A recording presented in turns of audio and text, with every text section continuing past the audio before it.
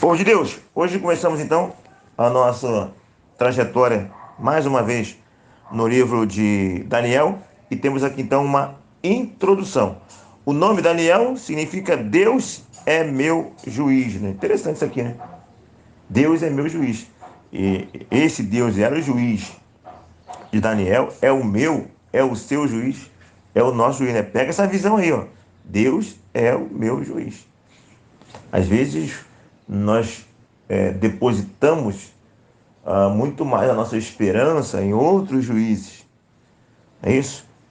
E que sabemos das corrupções humanas, é isso? Sabemos das politicagens na empresa, nas causas judiciais, na família, né?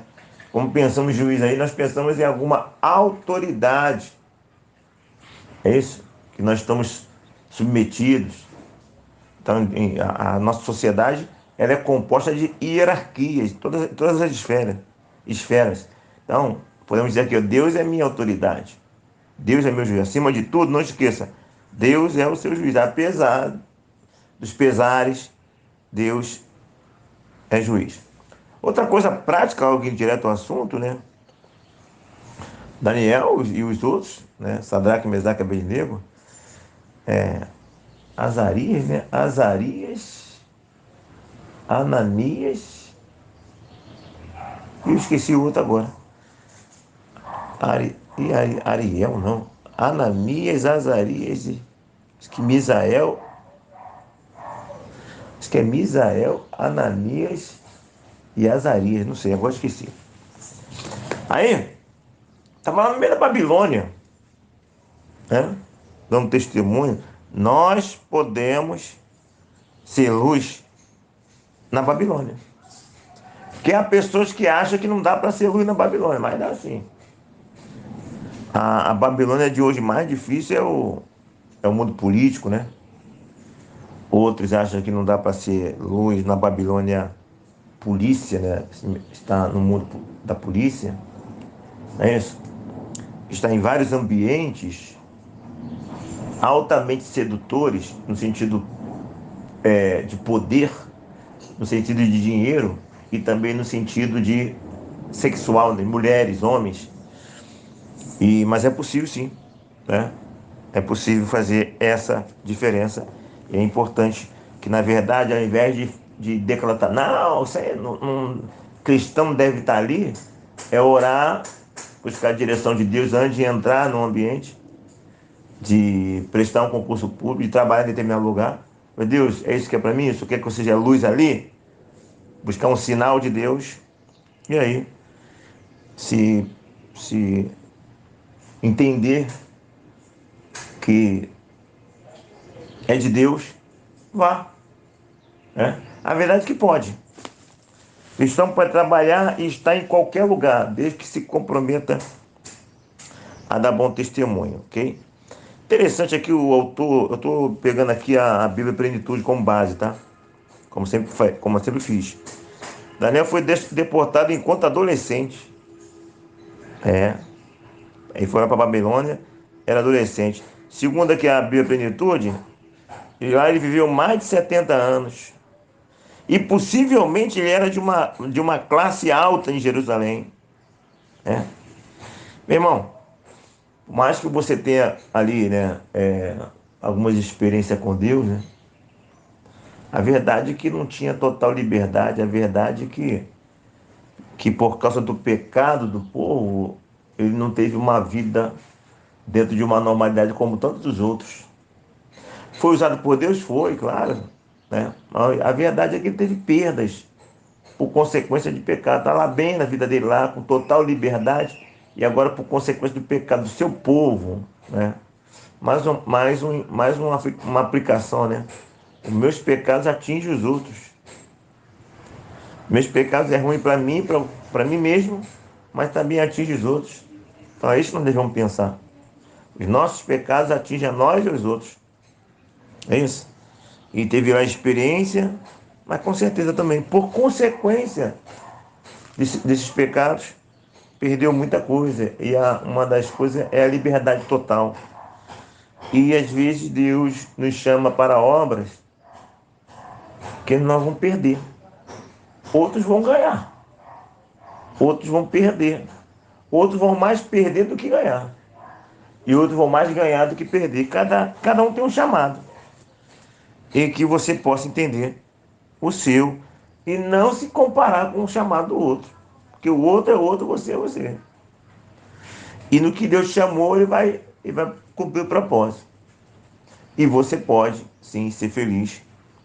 Mesmo que as circunstâncias não aconteçam, ou não aconteceram, ou tem previsão de não acontecer, fora da tua perspectiva.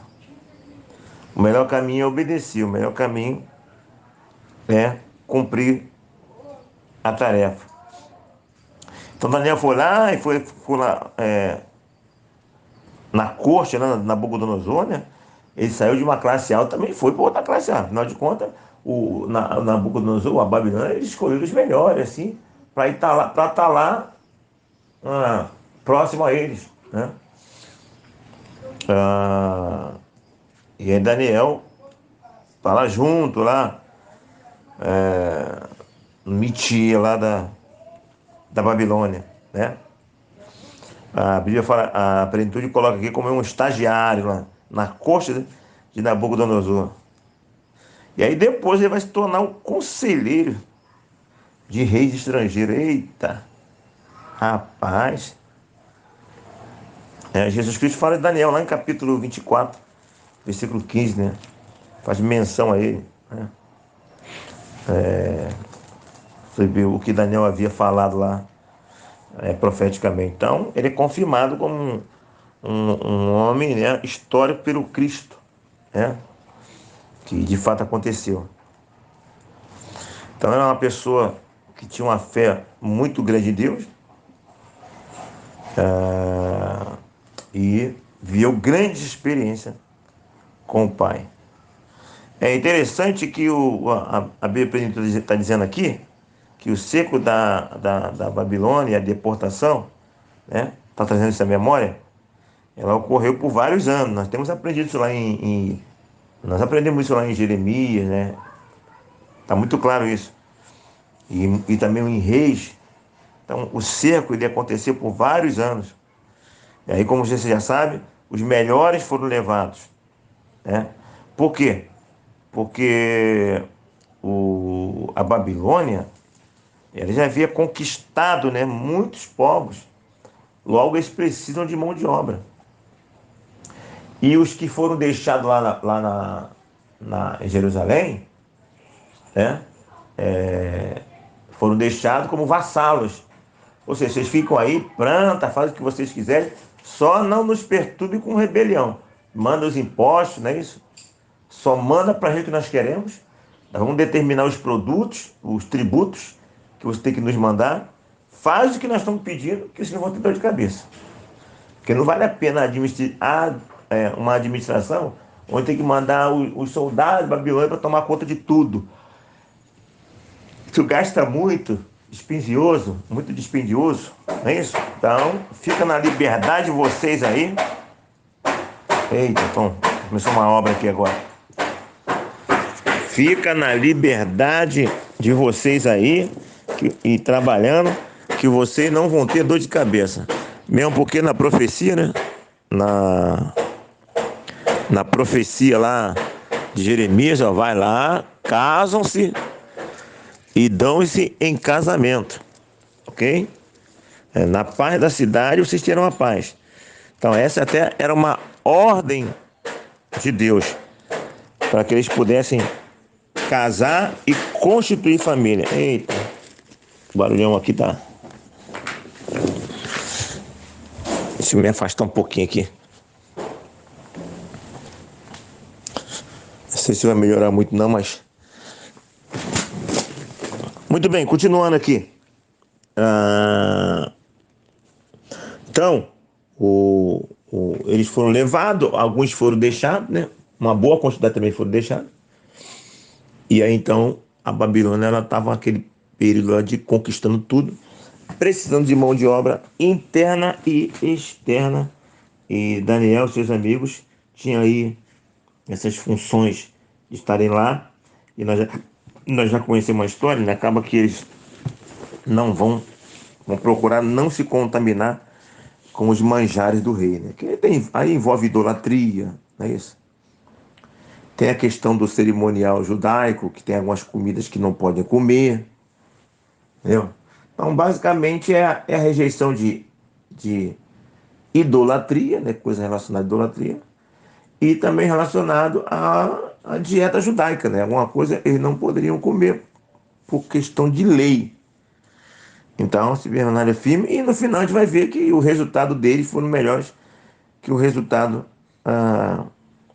dos demais, né? Ah, tá aqui, ó. O nome deles lá, Ananias, Misael e Azarias. Tava tentando lembrar lá no começo. Então, esses são os destaques daquela. Interessante, né? Olha que coisa interessante vem na minha cabeça agora. De uma multidão que foi levado para a Babilônia. O que nós temos escrito aqui na Bíblia de destaque? Né? De destaque. Nós temos aqui no Daniel esses quatro. Eu posso lembrar de Neemias, não é isso? Também trabalhou lá na corte. Aí depois tem uma pequena menção a Zorobabel, que trouxe de volta o pessoal. Esdras também tem um. Não é isso? Mas de uma multidão aí, tu, de repente, vai colocar. Vai conseguir colocar todos eles. Dos destaques, você consegue contar de repente com as palmas, com os dedos na mão. Que coisa, hein? Uma grande multidão, poucos têm destaque, né? Poucos têm destaque. Como é que tem sido você, meu irmão? Como é que tem sido você, minha irmã, dessa grande multidão que nós vivemos hoje, na sua família inteira, sua igreja, né? Dos seus relacionamentos geral? Como é que tem sido você? Tem estado em destaque? Tem feito a diferença? Né? Ou simplesmente tem se comportado como a multidão? É mais um da multidão. Você não faz diferença nenhuma. Não há um destaque nenhum na sua vida, meu irmão, minha irmã. Isso é algo a ser pensado, ok? Bom, já caminhando para o final, o Daniel, no caso, é um livro muito profético. As pessoas que trabalham com interpretação, sabe, questão de profecia, final dos tempos, escatologia, Daniel é um livro essencial que se encaixa, é uma base para que as profecias possam, né, tipo assim, um Lego, é Lego que fala? Um quebra-cabeça, né? Então, o estudo escatológico é um quebra-cabeça. E desse quebra-cabeça, o livro de Daniel, ele é uma peça fundamental. Sem ela, o quebra-cabeça não fez. Que essa é a visão que quem trabalha com profecia, quem se interessa por profecia, entende isso. Né? Ah, Daniel, o próprio Jesus lá no Novo Testamento, né? E outros textos. Mas Daniel é realmente uma das, se não é, não, a peça principal, de repente não sei, é uma das peças principais, não é isso? Porque também Jesus falou pouca coisa também, mas com certeza Daniel é um das peças principais para se entender as profecias. E é interessante que o Daniel, no capítulo 12, versículo 1 e 2, ele fala que muitos que estão no pó da terra ressuscitarão, uns para a vida eterna, outros para o desprezo e vergonha eterna. Já aí já tem uma coisa mais forte de entendimento, uma perspectiva mais forte. Já nos dá uma perspectiva, né? Do Velho Testamento, me parece que esse texto é dois, que já vem trazendo uma revelação maior dessa questão de vida após a morte, que nós já aprendemos que no Velho Testamento esse entendimento ainda estava em desenvolvimento. Mas há vários pontos, né, sinalizações em todo o Velho Testamento. E me parece que Daniel capítulo 12 é uma dessas sinalizações, ok?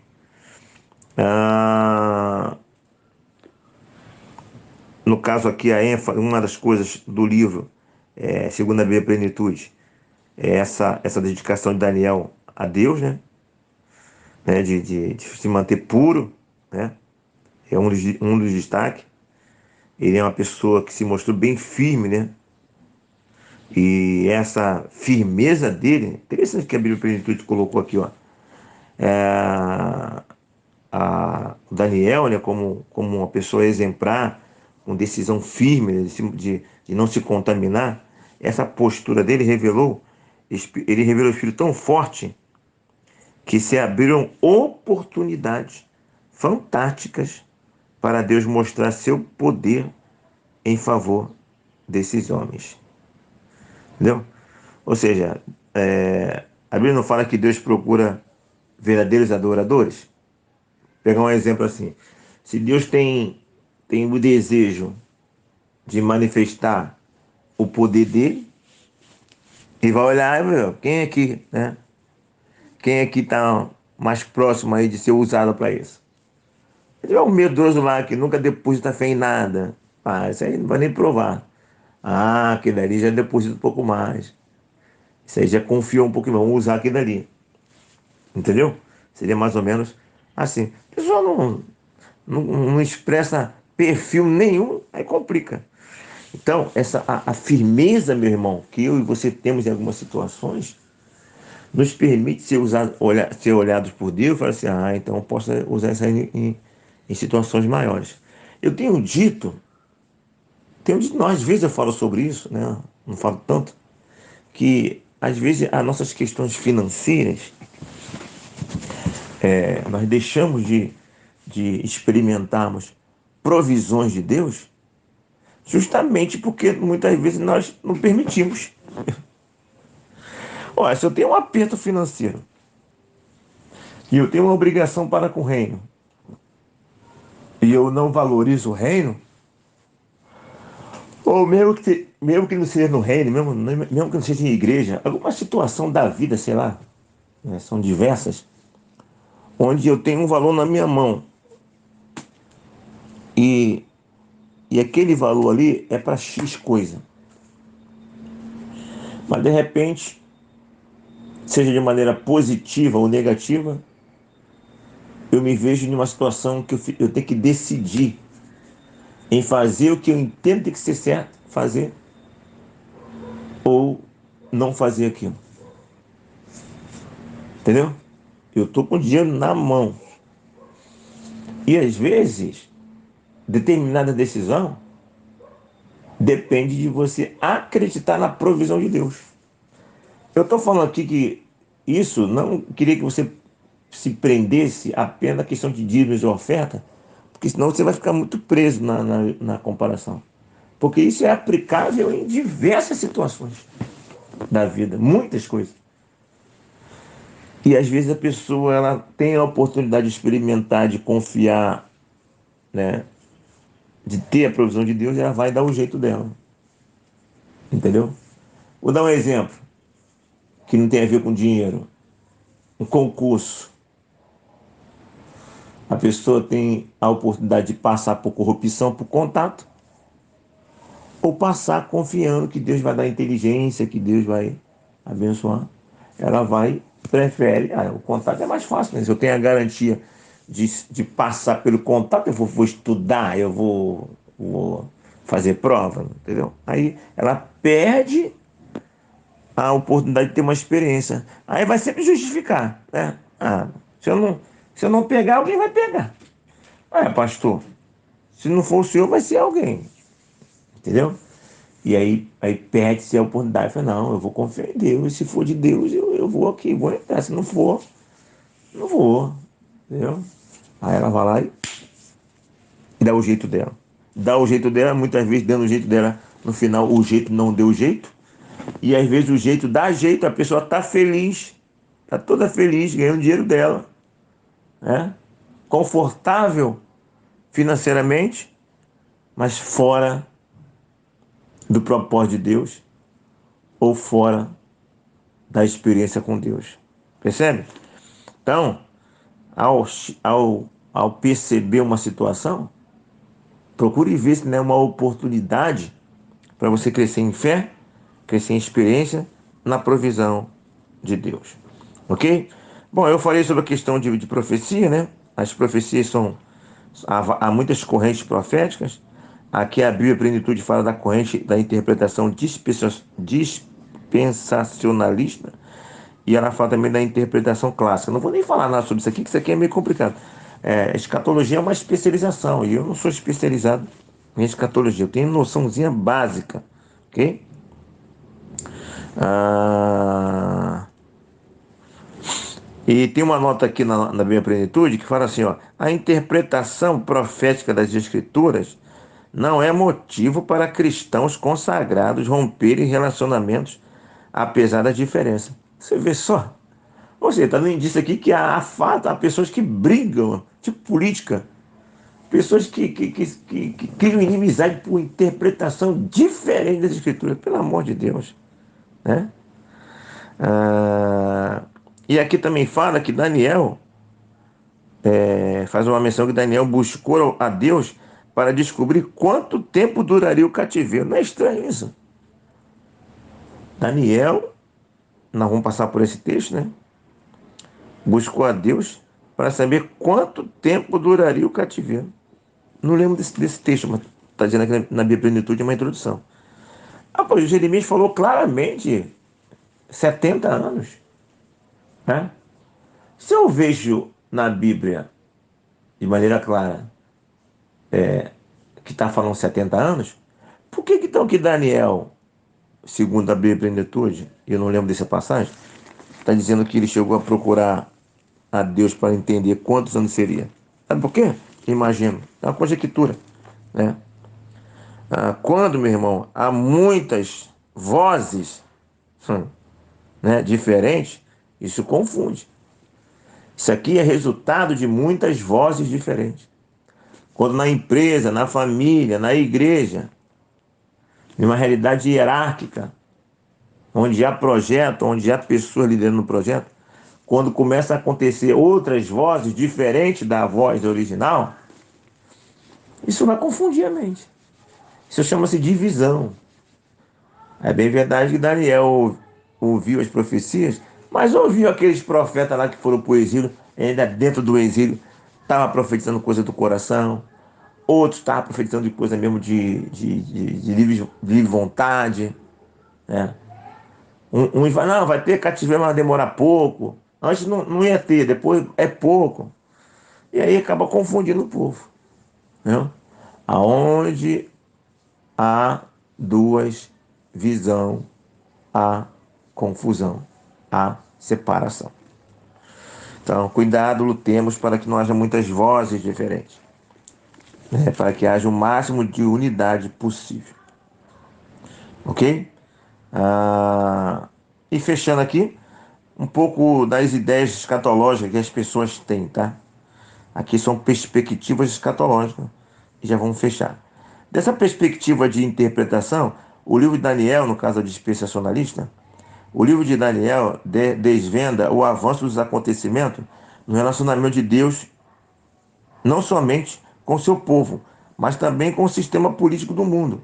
Fatos básicos, fatos básicos extraídos desse livro parecem esclarecer outras passagens difíceis, representando estes evidentes acontecimentos. Então, olha as ideias escatológicas que quem acredita na versão dispensacionalista diz, né? Não vou nem falar da versão clássica.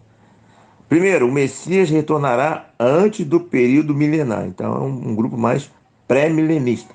Segundo, o reino de Deus será literalmente estabelecido na terra, tendo como governo o Messias. Então, aqueles 1000 anos ali, aquilo que a Testemunha de Jeová fala, é verdade, a Testemunha de Jeová tem razão que vai ter um paraíso na terra mesmo. O erro da Testemunha de Jeová é falar que esse paraíso será para sempre. Haverá aqui um paraíso na terra temporário, no caso, 1000 anos. E depois os salvos estarão no céu. Que aonde estiver eu, estejais vós também. E Paulo falou que não é aqui o nosso descanso. Paulo fala que nós pertencemos a uma outra pátria. Apocalipse 19, versículo 1 fala que viu uma grande multidão no céu. É isso? E 2 Coríntios capítulo 5 vai falar que quando nós perdemos esse nosso tabernáculo, nós teremos um edifício no céu. Então, no final de tudo, todos os salvos estarão no céu e não na terra, como diz aí as testemunhas de Jeová. Ok? O reino de Deus será estabelecido na terra. 2, 3. Os quatro metais da imagem de sonho do Nabucodonosor simbolizam quatro impérios, né?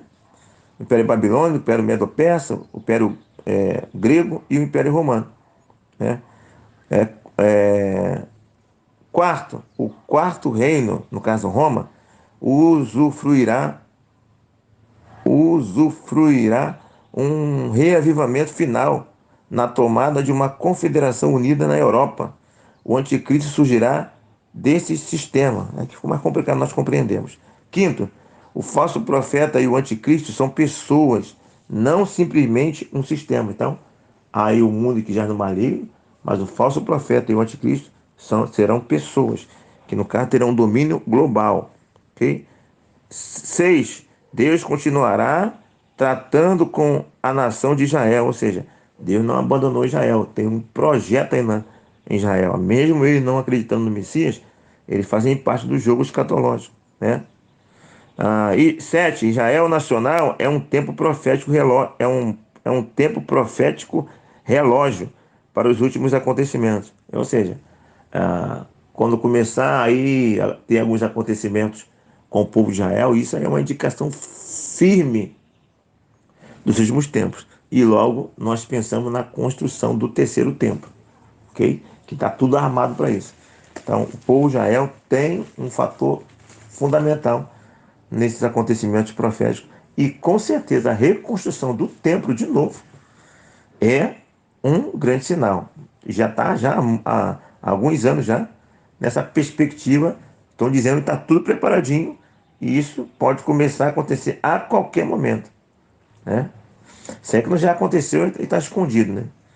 E por último, o falso profeta, o anticristo, dominarão, o falso profeta e o anticristo dominarão na última parte da última semana das 70 semanas de Daniel.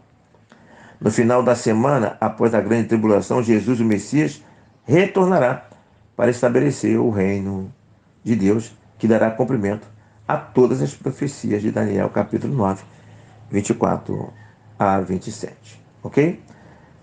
Eu não vou falar nada sobre interpretação clássica, né, que aí vai confundir um pouquinho, mas são não só duas linhas, mas parece que é mais de uma linha, mas tem a interpretação clássica e a interpretação dispensacionalista. E a minha plenitude encerra aqui falando sobre a revelação de Jesus no livro de Daniel, né? A primeira vez que se vê Cristo no livro de Daniel é na figura daquele quarto homem da fornalha, né? Então ali é Jesus. Ah, ah, visto que os três homens, interessante isso aqui, visto que os três homens, os servos de Deus, permaneceram firmes, né, ao Deus dele, na hora da fornalha, Deus permaneceu firme também com eles. Se você permanece firme com Deus na hora da tribulação, né, Deus fica firme também com você em outras situações de fornalha. Ok? É isso que está querendo dizer aqui, né? Você terá de Deus o quanto Deus tem de você. Ok?